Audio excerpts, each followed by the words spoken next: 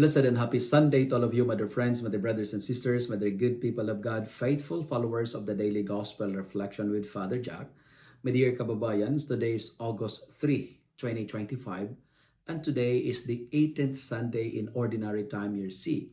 Today's Gospel is from the beautiful and the wonderful account of the Gospel of Luke, chapter 12, verses 13 to 21. All is vanity. This haunting phrase from our first reading for today from the book of Ecclesiastes echoes loudly in today's gospel.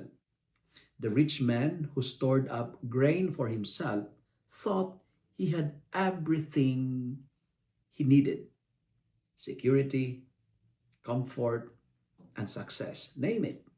Yet, Jesus calls him a fool, not for being wealthy, but for failing to recognize that his soul did not belong to him. That night, his life would be taken, and all his plans, all his possessions, and pride would vanish like smoke. His mistake was not in building barns, but his greatest mistake is in building a life apart from God. My dear friends, when we speak about greed, greed is not about money. Greed, it is a condition of the soul that always wants more, even when it already has enough. Greed is very dangerous because it blinds the heart, creating a hunger that nothing on earth can satisfy. As Jesus warns in today's gospel, he said, and I quote, "Be on guard against all kinds of greed, for one's life does not consist in the abundance of possessions." Greed is very dangerous because it takes us away from God, not just because it makes us selfish, but because it makes us forget the true giver. Greed makes us forget who the true giver is. It is dangerous because greed replaces trust in the divine providence with anxiety and control. It makes us live as if this world is all there is and eternity is just a shadow. That's why we need to be careful about all kinds of greed. That's why St. Paul, in our second reading for today from his letter to the Colossians, reminding us to set our mind on the things that are above, not on the things that are on earth. Because what is above, what is below and below. But friends, real blessings do not rot, do not rust or passes away.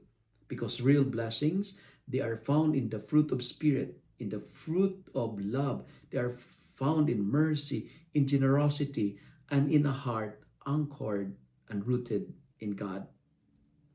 To be rich toward God is to be rich in the things that are eternal, not earthly.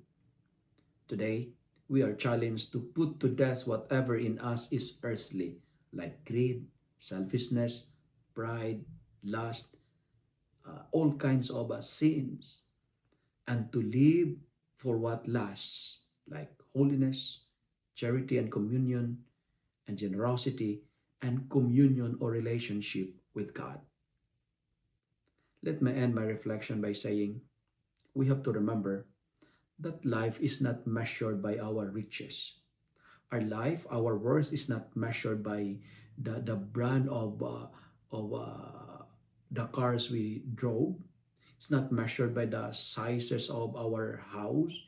It's not measured by the amounts we have in the bank accounts or in the numbers of our investment. We are challenged and invited today to let go of our earthly luggages and choose Christ over comfort. Why? Because the death to greed is the birth of grace. The death to greed is the beginning of experiencing grace in God. Put to death what is earthly in us, because the earthly cannot hold the eternal, because all is vanity without God. Let me end my reflection with this very short prayer. Lord, teach us to recognize that all is vanity without you. Detach us from treasures that perish and anchor us in the riches of your grace. May our lives not be full of barns, but full of faith and full of trust in your divine providence. Help us to set our hearts to heaven and live its day ready to meet you. Amen. If you love and like this reflection, kindly share it with your friends, share it with your family. Make the Word of God viral so that many will be blessed. Amen.